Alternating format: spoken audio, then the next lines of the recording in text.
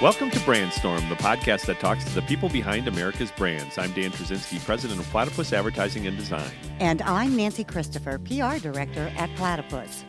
Milwaukee ranks number 30 in population among U.S. cities and, remarkably, is home to 4 professional sports teams, the Milwaukee Bucks, Milwaukee Brewers, Green Bay Packers, and Milwaukee Wave Arena Soccer. Now, that's a lot of pro sports in a city with a population of almost 1.6 million. But there's also a 5th team, the Milwaukee Admirals, a professional hockey team for the American Hockey League, and an NHL farm team for the Nashville Predators. Here to tell us how they compete in a medium-sized market with so many pro teams is Jon Greenberg, president of the Milwaukee Admirals. Thanks for braving the polar vortex and joining us today. Absolutely. Well, a hockey team should be able to handle the cold. So we're here. Yes, if anybody can, it's you. I saw a video this morning on LinkedIn in Canada where there was a bad car accident with this polar vortex and stuff, and they blocked the freeway off, and a hockey game broke out on the freeway. Yes, I saw that. Yes. Where was that? In Canada, somewhere in Canada. Oh, wow. It's only in Canada where they, in emergency kits, they got the sticks and pucks out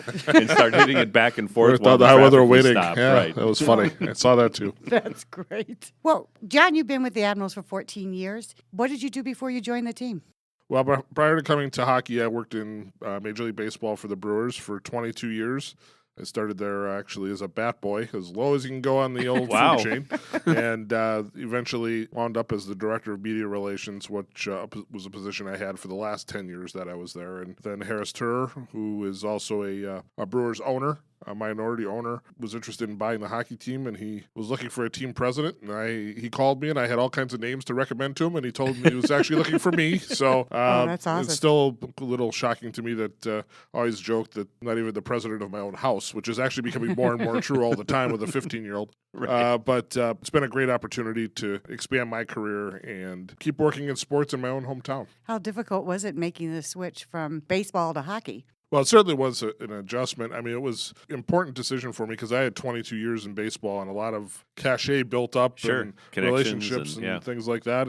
But when it came time to getting the opportunity to come and build something really from almost scratch, there were only 4 employees at the Admirals when we came in, and we were able to basically have a blank canvas, and that was a wonderful opportunity for me. And people say, well, did you play hockey? I said, I did not. I said, I could skate a little bit, but I watched a lot of hockey on TV, but I learned more hockey than I ever could have imagined needing to know in the first year from Phil Whitliff, who was the general manager of the team and always considered to be Mr. Admiral. But it was really the marketing and the PR and the building of the organization, which is what we thought we needed to really dive into head first, and I felt comfortable being able to do. In December, the Admirals unveiled a Milwaukee Brewers-inspired jersey. Does that have anything to do with your previous affiliation or Harris Turers? Or? Yeah, we have a great relationship with the Brewers, and it really started from day one, obviously, with our previous jobs and Harris's continued ownership of the team. But this is a business relationship that we have with the Brewers. They are a sponsor. They have our ball and glove logo on our jerseys, and we wear that all over the country. And it's part of a sponsorship deal that they have with us. They're the only sports team to advertise on top of another sports team. That's still the case today. Cool. So kudos to Rick Schlesinger for being open-minded about doing that kind of thing. And we've wanted to do something different with the Brewers each and every year that we've been with them. And we've done jerseys with them before. We did a pinstripe one. We did a baby blue one over the years. And it's been a while. And we decided, okay, let's try and do this again. We came up with a concept. We sent it to the Brewers. They tweaked a little bit. We tweaked a little bit. And it came out with something pretty special that we're going to wear in March. Yeah, it's a good-looking jersey. It really is. Absolutely. Now, I know this may sound silly, but you're both professional, the American Hockey League and the National Hockey League. What's the difference between the two? Sure. Basically, we're the equivalent of AAA baseball. So the Brewers are Major League Baseball, and then they've got a AAA team where they develop their players and call them up when they need them. We are the equivalent of AAA hockey. So the Predators at the NHL level, if somebody gets hurt or they need to call a guy up, or even coaches, they might need to call up at some point. We're providing that development of players here in Milwaukee, and we're the only AAA affiliate that the Predators have ever had in their history.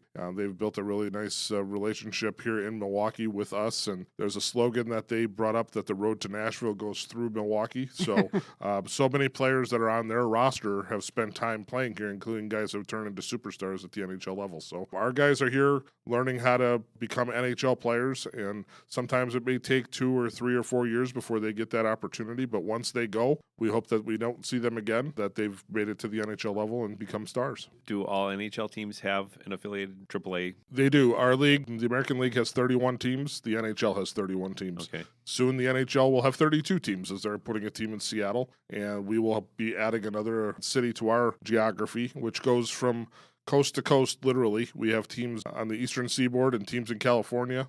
We also have some teams in Canada. So we mirror the NHL. Every team is affiliated specifically with one NHL team, and they're there for development.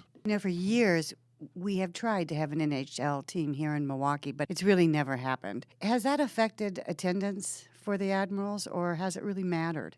No, I think we are a certain level of financial investment that people seem to appreciate. We've got major league sports in this community between the Bucks and the Brewers and the Packers. And, we don't try to be what they are, which is great. It gives us great opportunities to do things that other teams can't do. One of those things is to keep our ticket prices at a very reasonable level and family affordable. I mean, I'll never forget Bob Voigt at the Brewers. That was his mantra, affordable family fun. Right. And that's something we've continued to try and use here. And the NHL, if that were to ever happen in this market, would be charging NBA like prices for tickets, and that's in order to be able to I haven't gone to a this Blackhawks game. That's not a cheap ticket, in Chicago. To be able to support those salaries and the sponsorship that's needed and all those things, we provide a certain level of entertainment here, which is great for us to be able to go out and pitch sponsors to. There are people that would like to dive into sports marketing that can't afford to do it at those levels, but they can do it with us. How do you think Milwaukee makes it work? Because that's a lot of pro teams in one town. I should say, for a town our size, right? It really is. Yeah. I mean, we're small compared to Chicago, New York, LA, all those places. How are we able to make this be successful? Yeah, it's not easy. It's hard work, but I will tell you that people in Wisconsin love sports. That's true. They are sports crazy in the state, whether it's the Badgers, the Packers, Marquette. Gets hot right now. All these teams, people love their sports, and they love to be able to come out and cheer for the teams. And I think everybody has found their place in that community. One of the first things we said when we came in is we are who we are. We're not going to try and be something else. So that's how we sell ourselves, and it seems to work. People are still looking to go out and have some type of entertainment surrounding sports. And in the summertime, they pick their baseball, and in the wintertime, they're picking us or the basketball teams that are playing. So it's a really good fit for where we are in the marketplace. Of course, it helps to have winning teams. This is a really great year for Milwaukee sports. Absolutely. So what kind of experience are you trying to create for fans besides just affordable? Yeah, because you built this house. How did you make it? Well, the entertainment is the backbone of what we're trying to do. Our goal is that we entertain you from the minute you walk through the door until the minute that you leave. And with all the things that we try to do, we have no control over the hockey. We may not play very well on a particular night. We have no control over that. Right. What we do have control over is how we entertain you during the rest of the night. So that if you're coming out and you're spending your $15 or $20 or $30 for a ticket, that you feel like you're getting your money's worth even if we didn't play well during the course of the night. So that is our mantra within the organization. 38 different nights, 38 different shows. If you're a season ticket holder, we don't want you to see the same show twice, so that you feel like, oh gosh, here we go again. We're going to see the same promotions that we see every night. That is something if we ever hear that, then we are doing something wrong, and we want to make sure we fix it right away. It gets pretty raucous at an Admirals game. So can you give us an example of how you create that energy? Describe what it's like. Yeah, well, basically it's a matter of, first of all, customer service from the minute that you walk in. I mean, we've worked really, really hard and started a program this year with the ushers and with the people that work in the building called Admirals Awards. We can't be everywhere providing customer service. We need the help of the people who are working in the building.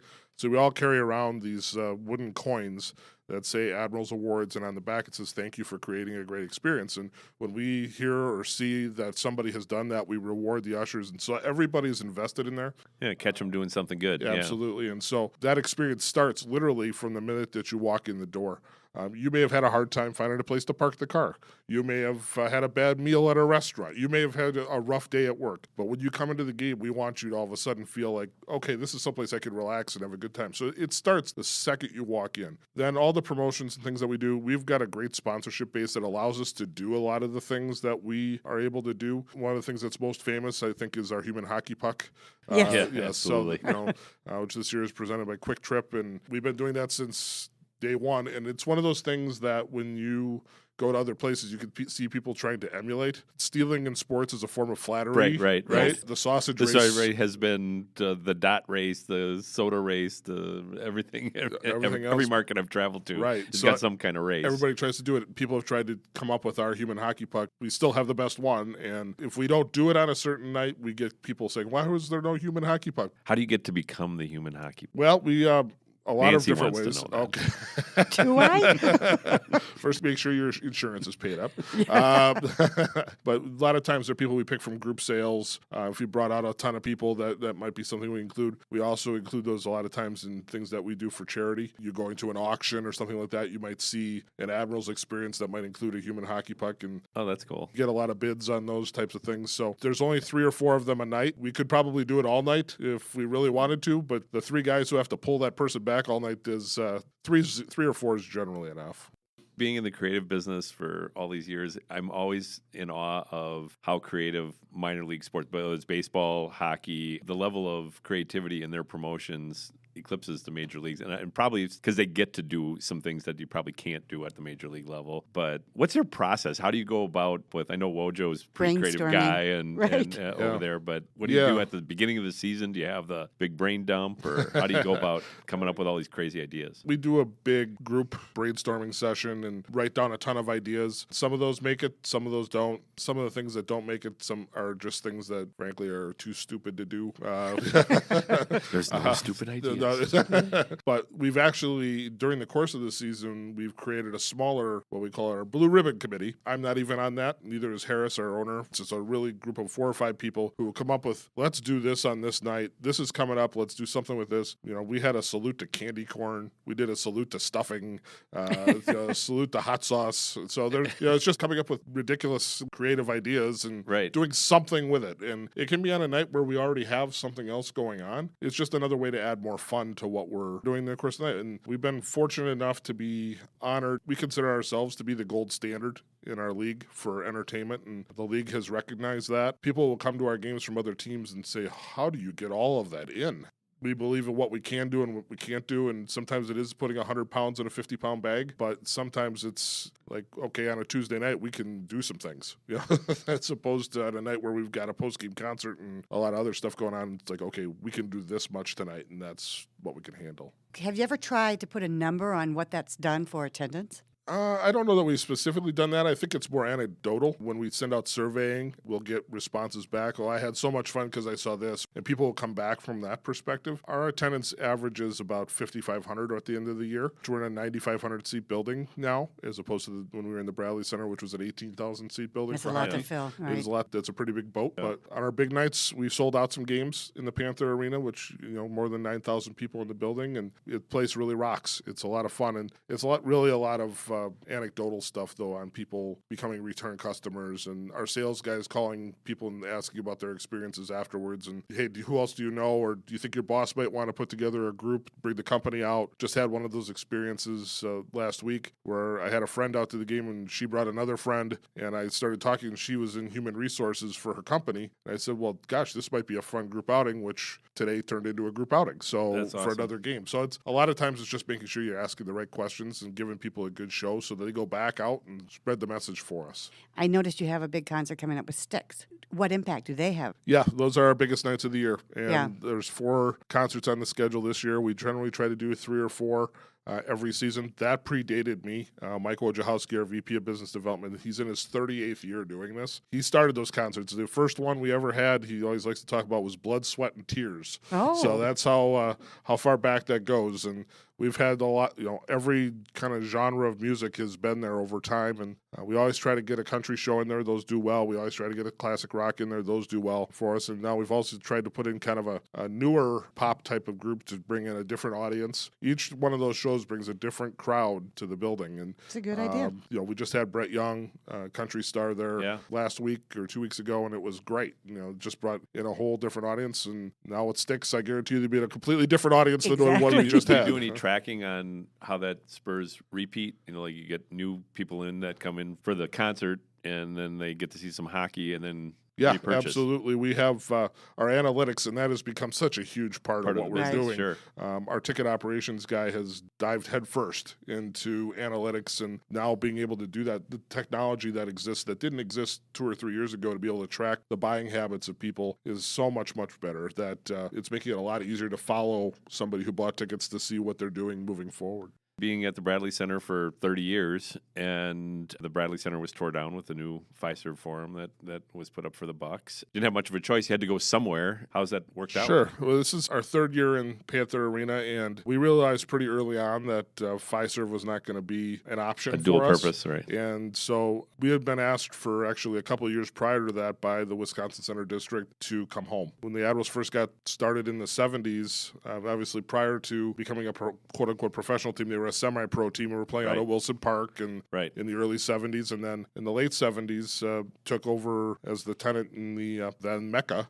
and played hockey there, and were there for about 10 years prior to going into the Bradley Center. And so when it looked like we were going to need someplace else to play, those conversations that they had been saying you should come home became very real for us. And we said, okay, let's sit down and talk about how we're going to do this. And we didn't want to wait until we were done at the Bradley Center. It was just time to go and time to get started and move on and make this our own. We didn't want to be moving into a new building the same time the Bucks were moving into a new building. Right. So this was a great opportunity for us to get a head start. And the Panther Arena has been a great thing for us in terms of being able to make a building our own. When you come to an Admirals game, you walk on the concourses and you see the decoration within the building, and it looks like, oh, this is the Admirals place. We were never able to do that really at the Bradley Center. That was a Bucks building, and we did the best we could there for a long time, even though obviously it was built by somebody who owned the Admirals. Yeah, right. But the Panther Arena has been a wonderful place for us to settle in year 3 of 10 of our lease. We're hoping to continue to grow there. Well, it's got to help. Even ticket sales has always been, you go back to County Stadium when they switched to Miller Park, it got downsized. Putting pressure on demand for tickets helps average ticket price, and I think it just feels better. You feel like, hey, I'm in the right place when there's more people around versus 2,500 people in a 18,000-seat building. Yeah, no question. Being able to create some supply and demand has been a unique experience for us. And I still remember last year when we sold out for the first time, we had to teach our staff how to have those conversations of, we're sold out. People didn't know how to tell people that, because there was always tickets available. And to be able to create billboards that all of a sudden said sold out on them it was kind of a neat experience to be able to do that. Does that help season ticket sales for you? Our season tickets continue to grow at a steady level. We just are rolling out a brand new concept called Admirals 365. Actually just got announced a few days ago, which went to our season ticket holders, our current season ticket holders first. And it's a membership program where basically you're going to pay for your Admirals tickets for 12 months. So we're going to renew you in January. By the end of December, you'll have paid for that season. It allows it to be far more economical. You basically, if you have a $200 season ticket, break it out over 12 months, and that's what you pay each month. And we had an 8-month program, which was very, very popular. So people have really responded to that, and I think this is not unique. We had some other teams in our league start to do this, and with a lot of success. Do you think that's kind of what's heading in sports? Because some of these tickets are just getting so high. If you can amortize that over several months, absolutely, that would be great. Absolutely. And our full season ticket holders are the backbone of our organization. I mean, without them, it's hard for us to really be in business. We need them there, and there's 1,000 of them, and to have them guaranteed to be there for all 38 games is a huge thing for us. I imagine it also creates a more consistent revenue stream for the team. When you're in the off season, then it's zero. Oh, it's very nice on the 15th of the month to see money go into the bank account. No question. Right. Yeah, absolutely. So that makes sense on all ends. Yep. Yeah.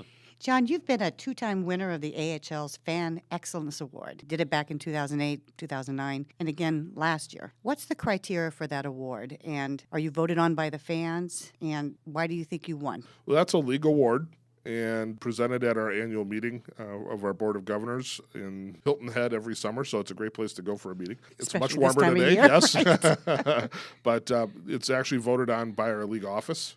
And the league people in the league office travel throughout the league, and they're following exactly what every team is doing from a marketing and promotions perspective and game experience, game entertainment. And we've always considered ourselves to be the gold standard. That first year that award that we won, it was actually the first year it was given out. Right. So it was just a reward for the hard work that we've been doing from an entertainment perspective. And we frankly think we should win that award every year. But they did share the wealth with some other teams over the years, and we got it again last year, and we're really working hard to try and do it again. We always consider that, frankly, from an office perspective, from the Admirals business perspective, to be our front office is Calder Cup. So our team is, from a hockey perspective, is trying to win the Calder Cup on the ice. Right. That's the championship of the league. The business side of it, winning the Fan Experience Award for us, that's our Calder Cup. So when we found out that we won, there was a lot of rejoicing in the office, and it was really a validation of the work that we tried very hard to do. Do you spend a lot of time looking at other minor league organizations of what they're doing, good, Absolutely. bad? Hockey and baseball, for sure. And there's so many baseball teams, minor league baseball teams, who do great things. And the first thing I did when I came to the Admirals was I bought everybody book Fun is Good, which is written by Mike Veck. Yeah. Bill Veck's son. Yeah. And Mike is a great sports promoter, which was to give away jock straps. And he said, I wonder why. and he said, well, everybody's an athletic supporter, so you should really give these out. And so we were like, we have to do this. Did you do it? Did you actually do that? Within our first, I think it was year 2 or 3. And to be able to go out and find a sponsor was an entertaining experience. And because who was that? It ended up being Jockey? It ended up being Hockey Haven, which is a supplier of hockey equipment for kids and grown-ups playing hockey. But we had gone to Fisher Nuts, and we had gone to a lot of other places, and people, we'd go to meetings, and we'd pitch this. This is going to be huge. You would not believe the attention we're going to get for doing this. They'd be laughing in the meeting, and they'd think it was great, and then they'd say, we can't do that. So, people getting out of their comfort zone a little bit with some of the things that you want to do to differentiate yourself from a That was probably marketing pre-social perspective. media days, because now that'd be viral in a heartbeat. I'll never forget that when we gave them away, the look on people's faces and what they did with them was quite entertaining. So it was a bring fun that one night. back. I was going to say, I would bring that back. That's funny. Tell me about, is it different from one hockey team to another, the experience? I mean, when you go to another city and take part in a game there, does it feel different than it does with the Admirals? And how different is that experience? It does feel different in that, first of all, each market is different, and there's things that are common to that city that somebody might try to do that makes more sense for them, things that we couldn't necessarily do. You go to a game in Chicago for the Wolves in our league, they start their game every night and have forever with pyro and fireworks going off and all that kind of stuff. We don't do that here. We try to do a lot of different things every night, whether it's a giveaway item or a different promotion during the game. We try to make it all different. Some of the places, they do a lot of the same things on a nightly basis, that's their thing, and that works for them. It just doesn't work here for us, and it's not part of our mission. So we steal ideas from other people, though, and we do our dog day, bring your dog to the game. Yeah, I saw that. Yeah. That was really cute. I have 2 English retrievers, and I just couldn't see myself bringing them to the game. I think they would have been scared to death. But we got that from San Antonio, Sure. In our league, and they were doing it well, and we said, well, let's try that, and it was enormously popular. It was so popular this year that we had one in November, and we're having to have another one in April because it's just by we're saying popular demand, but it's a lot of fun things that we're able to do that we steal from other people. Again, it's a form of flattery to be able to do those things, but we work hard to be our own thing and be creative, but not afraid to take an idea or two from somewhere else. Coming from media relations, what's the biggest challenge you find being in the position of being that, okay, you got Brewers, Bucks, Packers, Wave, all those teams. How do you get the attention to, get your stuff broadcast? Biggest challenge for sure. And it was something that when I came over, I worked really hard at the Brewers to build relationships with the media. It was never adversarial. It was working together, trying to get things done. And then when I came to the Admirals, I wanted to carry all those forward. It wasn't as easy as when I would call from the Brewers and say, hey, we got such and such going on. They would jump at whatever it was. They don't jump as much when the Admirals call. But it's still important for me to have those relationships in order to continue to do things in a positive way. Do you have a beat reporter that covers you exclusively? Well, no, the newspaper, it's a tough thing. Yeah.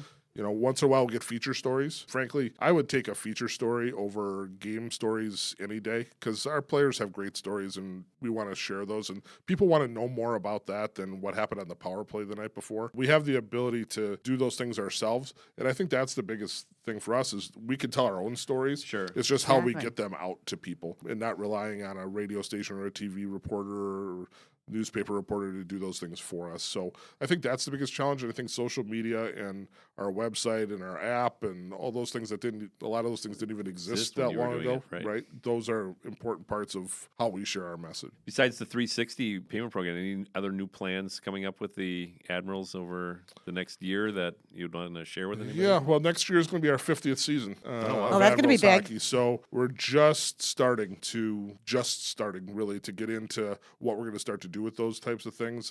I would expect it to be a very special year next year, celebrating some of the things that people definitely don't know a whole lot about. The very early years of Admirals hockey, we actually had the guy who scored the first goal in Admirals history back in 1970 at our game a couple weeks ago, and people were like, well, I didn't know that existed back then. So I think we're going to be able to tell our story a little bit more. Old players back. And I think we're going to, kind of stuff. You'll see some commemorative uniforms and a special logo and giveaway. I was going to say, I'd highlight some of the game. And I'd highlight some of the wacky promotions that you've done because that in and of itself, I think, would be so much fun for people to like the jock straps. I mean, and if we can find the guy who won the Harrius Back contest about 10 years ago, I'd like to bring him back and see what's going on. So. Sponsored by some electrolysis company. That's right. Well, good luck with this season, Jon, and we look forward to your 50th anniversary. And what's the best way for people to contact you? Absolutely. Well, certainly go to MilwaukeeAdmirals.com for a lot of the most current information, and they can always give our office a call at 414-227-0550, and we're happy to answer any questions, sell you some tickets, sell you a sponsorship, any of those things, and we'll have some fun with you for sure. Great. Well, if you have any comments about today's show or any questions for us, please feel free to reach out to Dan or me on our LinkedIn pages. Your support helps us grow, so we'd love you to take a minute to share, review, or subscribe to Brandstorm. This is Dan Trzynski along with Nancy Christopher at Platypus Advertising and Design, an awesome company that creates perceptions that influence choice. We hope you'll join us next week for another episode of Brandstorm.